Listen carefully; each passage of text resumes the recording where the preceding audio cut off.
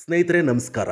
ಕಡೂರು ತಾಲೂಕಿನ ಆಲಘಟ್ಟ ಗ್ರಾಮದಲ್ಲಿ ನಡೆದ ಹೃದಯ ವಿದ್ರಾವಕ ಘಟನೆಯೊಂದು ತಡವಾಗಿ ಬೆಳಕಿಗೆ ಬಂದಿದೆ. ಪತಿಯೇ ತನ್ನ ಪತ್ನಿಯನ್ನು ಕೊಂದು ಮೃತದೇಹವನ್ನು ತೋಟದ ಕೊಳವೆ ಬಾವಿಯಲ್ಲಿ ಹೂತು ಹಾಕಿ ನಂತರ ಪತ್ನಿ ನಾಪತ್ತೆಯಾಗಿದ್ದಾಳೆ ಅಂತ ನಾಟಕೀಯವಾಗಿ ಪೊಲೀಸ್ ಠಾಣೆಯಲ್ಲಿ ದೂರು ನೀಡಿದ ಘಟನೆ ವರದಿಯಾಗಿದೆ.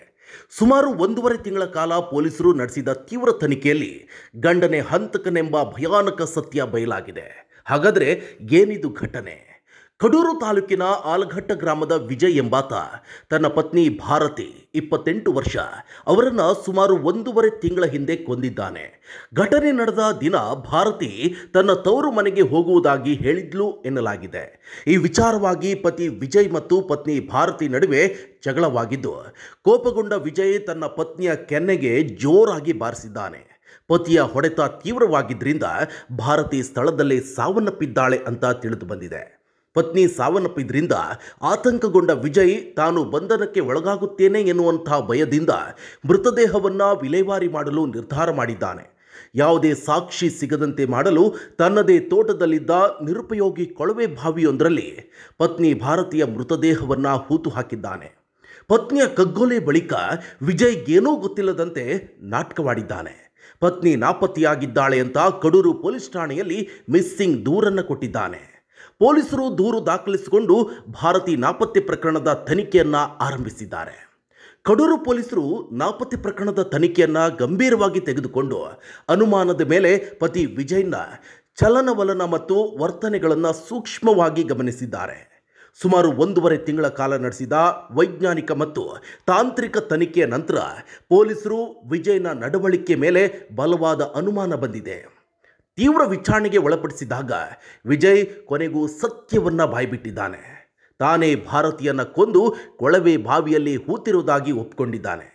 ಪೊಲೀಸರು ವಿಜಯ್ ನೀಡಿದ ಮಾಹಿತಿ ಮೇರೆಗೆ ಆಲಘಟ್ಟ ಗ್ರಾಮದಲ್ಲಿರುವ ವಿಜಯ್ ತೋಟದಲ್ಲಿ ಕೊಳವೆ ಬಾವಿಯಿಂದ ಭಾರತೀಯ ಮೃತದೇಹವನ್ನು ಹೊರತೆಗೆದಿದ್ದಾರೆ. ಕೇವಲ ಪತಿ ಮಾತ್ರವಲ್ಲ, ಇವರ ಜೊತೆ ಇನ್ನಿಬ್ಬರ ಬಂಧನ ಕೂಡ ಆಗಿದೆ. ಪೊಲೀಸರ ತನಿಖೆಯಲ್ಲಿ ಪತಿ ವಿಜಯ್ ಮುಖ್ಯ ಹಂತಕನೆಂಬುದು ಸಾಬೀತಾಗಿದ್ದು, ಈ ಕೃತ್ಯದಲ್ಲಿ ಪತಿಗೆ ಸಹಾಯ ಮಾಡಿದ ಆರೋಪದ ಮೇಲೆ ಅತ್ತೆ ತಾಯಮ್ಮ ಮತ್ತು ಮಾವ ಗೋವಿಂದಪ್ಪ ಅವರನ್ನು ಸಹ ಕಡೂರು ಪೊಲೀಸರು ಬಂಧಿಸಿದ್ದಾರೆ. ಕಡೂರು ಪೊಲೀಸ್ ಠಾಣೆಯಲ್ಲಿ ಕೊಲೆ ಮತ್ತು ಸಾಕ್ಷ್ಯನಾಶ ಪ್ರಕರಣಗಳು ದಾಖಲಾಗಿದ್ದು ಹೆಚ್ಚಿನ ತನಿಖೆ ಮುಂದುವರೆದಿದೆ. ಚಿಕ್ಕಮಗಳೂರು ಜಿಲ್ಲೆಯ ಕಡೂರು ತಾಲೂಕಿನಲ್ಲಿ ನಡೆದಿರುವಂಥ ಈ ಘನಘೋರ ಘಟನೆ ಸಾರ್ವಜನಿಕರನ್ನು ಬೆಚ್ಚಿ ಬೀಳಿಸಿದೆ. ಇಂತಹ ಘಟನೆಗಳು ಎಲ್ಲೆಲ್ಲಿ ಯಾವ ರೀತಿಯಾಗಿ ನಡೆಯುತ್ತೋ ಗೊತ್ತಾಗ್ತಿಲ್ಲ. ಇದೇ ಥರನಾದಂಥ ಘಟನೆ ನಾನಾ ಪ್ಲೇಸ್ನಲ್ಲಿ ನಡೆಯುತ್ತೆ. ಕೆಲವೊಂದು ಪ್ರಕರಣಗಳು ಬೆಳಕಿಗೆ ಬರುತ್ತೆ. ಪೊಲೀಸವರು ಒಂದೊಳ್ಳೆ ರೀತಿಯಾದಂಥ ತನಿಖೆಯನ್ನು ನಡೆಸಿದರೆ ಸತ್ಯಾಸತ್ಯತೆ ಹೊರಗಡೆ ಬರುತ್ತೆ. ಇಂಥದ್ದೇ ಪ್ರಕರಣಗಳು ನಡೆದಂಥ ಸಂದರ್ಭದಲ್ಲಿ ಪೊಲೀಸ್ ಸ್ಟೇಷನ್ನಲ್ಲಿ ಕಂಪ್ಲೇಂಟ್ ದಾಖಲು ಮಾಡಿಕೊಂಡು ತನಿಖೆಯನ್ನು ನಿಷ್ಪಕ್ಷಪಾತವಾಗಿ ನಡೆಸಿದ್ರೆ ಎಲ್ಲ ಸತ್ಯಗಳು ಕೂಡ ಹೊರಗಡೆ ಬರುತ್ತೆ. ಇದೇ ಈಗ ಆಗಿದ್ವಂಥದ್ದು. ಕಡೂರಿನಲ್ಲೂ ಕೂಡ ನಿಷ್ಪಕ್ಷಪಾತವಾದಂಥ ತನಿಖೆ ನಡೆಸಿದಂಥ ಸಂದರ್ಭದಲ್ಲಿ 1.5 ತಿಂಗಳ ನಂತರ ಈ ಪ್ರಕರಣ ಬೆಳಕಿಗೆ ಬಂದಿದೆ. ವೀಕ್ಷಕರೇ, ಏನೇ ಹೇಳಿ ಈತ ಮಾಡಿರುವಂಥದ್ದು ಘನಘೋರ ಅಪರಾಧ. ಈತನಿಗೆ ತಕ್ಕ ಶಿಕ್ಷೆ ಆಗಬೇಕು ಅಂತ ಹುಡುಗಿ ಮನೆಯವರು ಹಾಗೆ ಸಾರ್ವಜನಿಕರು ಆಗ್ರಹವನ್ನು ಮಾಡ್ತಾ ಇದ್ದಾರೆ.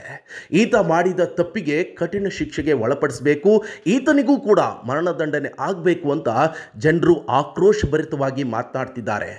ತಪ್ಪು ಮಾಡುವುದು ಸಹಜ, ತಿದ್ದಿ ನಡೆಯೋದು ಮನುಜ ಅಂತ ಕೂತ್ಕೊಂಡ್ರೆ ಯಾವ ಕಾನೂನಿಗೂ ಕೂಡ ಬೆಲೆ ಇರೋದಿಲ್ಲ. ಈತನಿಗೂ ಕೂಡ ಮರಣದಂಡನೆ ಕೊಡಬೇಕು ಅಂತ ಜನ ಆಗ್ರಹ ಮಾಡ್ತಾ ಇದ್ದಾರೆ. ನಿಮ್ಮ ಅಭಿಪ್ರಾಯವನ್ನು ಕಮೆಂಟ್ ಮೂಲಕ ತಿಳಿಸಿ. ಹಾಗೆ ಫೇಸ್ಬುಕ್ ಫಾಲೋ ಮಾಡಿ, ಯೂಟ್ಯೂಬ್ ಸಬ್ಸ್ಕ್ರೈಬ್ ಮಾಡಿ. ಧನ್ಯವಾದ.